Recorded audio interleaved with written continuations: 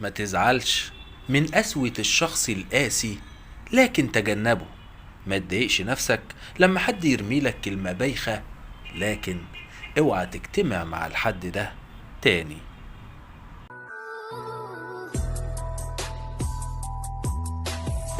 من الآخر كده، النوعيات دي من الناس ما ينفعش إنك تتضايق بسببها. ما تديش قيمة لعديم القيمة، ومهما كان كلامهم قاسي وبايخ ما تسمحش لروحك أبدا تتألم بسببهم. ربنا سبحانه وتعالى بيقول: فلا يحزنك قولهم. لأنك لو زعلت بسبب كل كلمة هتسمعها أو موقف بايخ هتعيشه، يبقى هتعاني في حياتك.